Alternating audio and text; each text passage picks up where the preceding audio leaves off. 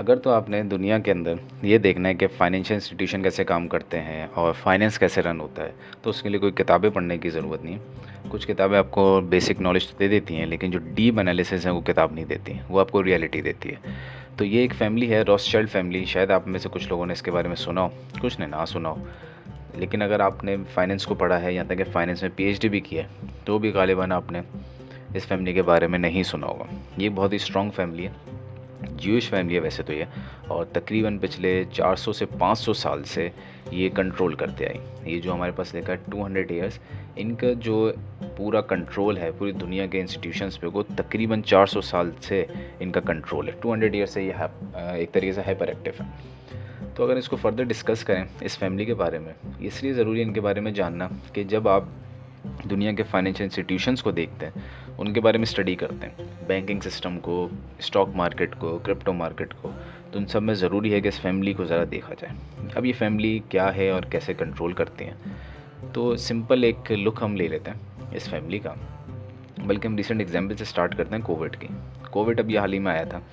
तो कोविड के अंदर सबको पता है कि शटडाउन, लॉकडाउन हो गया था और काफ़ी कैजुअलिटीज़ हुई, काफ़ी लॉस हुआ। लेकिन किसी को ये नहीं पता कि उसी साल, अगर हम क्रिप्टो मार्केट को ले लें सबसे पहले, तो क्रिप्टो जो मार्केट थी उसमें बिटकॉइन अराउंड $9,000 पे ट्रेड कर रहा था, अराउंड $9,600 पे, जो कि इतना पीक था कि लोग सोच नहीं रहे थे कि इससे आगे कहीं ये जाएगा। मतलब लोग ये प्रेडिक्ट कर रहे थे कि 10,000 को पहुंचेगा, नहीं पहुंचेगा, तो इस पे बहस चल रही थी।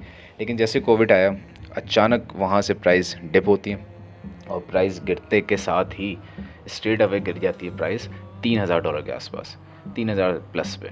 लेकिन उसके बाद फिर अचानक हम देखते हैं कि उसी साल अक्टूबर के अंदर ही, 2020 अक्टूबर में ही, क्रिप्टो मार्केट में एक बूम आता है और वो बिटकॉइन जो $10,000 तक भी मुश्किल से पहुंच पा रहा था, वही बिटकॉइन $64,000 तक पहुंच जाता है। ये भी उसी मार्केट के अंदर हमने देखा। ये सब कैसे पॉसिबल हुआ? ये सब के पीछे रॉथस्चाइल्ड फैमिली का हाथ था। इस फैमिली की अगर हिस्ट्री देखें तो ये बहुत अच्छी एक हिस्ट्री इन्होंने बताई है। आप अगर चाहें तो ये लिंक मैं पेस्ट करूँगा डिस्क्रिप्शन में, तो उस पर देख सकते हैं इनकी फैमिली के बारे में। कुछ बेसिक्स चीज़ें मैं बता दूँ। ये पूरी दुनिया का बैंकिंग सिस्टम कंट्रोल करते हैं। इनके जो इन्वेस्टमेंट है, अमेज़ॉन, फेसबुक, गूगल और जितनी भी बड़ी बड़ी कंपनीज़ हैं, सब में इनकी इन्वेस्टमेंट है।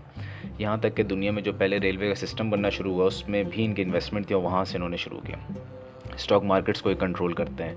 बहुत डीप एनालिसिस है इनकी।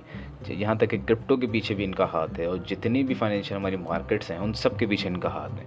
कोविड के अंदर, कोविड को ये भी कहा जाता है, कोविड को लाने वाले भी ये फैमिली थी, क्योंकि उस वक्त अगर आप दुनिया में देखें तो दुनिया की मार्केट्स बूम पे थी, स्टॉक मार्केट्स बहुत पीक पे थी। गोल्ड की प्राइस उठा लें, बिटकॉइन को उठा लें, किसी को भी उठा लें, तो ये मिस कर चुके थे उन चीज़ों को। और मिस इस सेंस में, हालांकि इनके पास इन्वेस्टमेंट तो थी, लेकिन ये चाह रहे थे कि प्राइसेस दोबारा नीचे आए, हम बाय करें ताकि हमें रिटर्न बहुत ज़बरदस्त मिले। और कोविड के अंदर वही हुआ।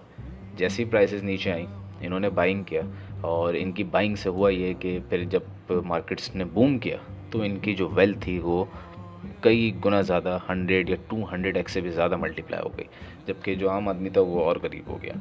तो ये इनकी स्किल्स हैं और ये इनके पीछे जो मोटिव्स हैं ये हैं।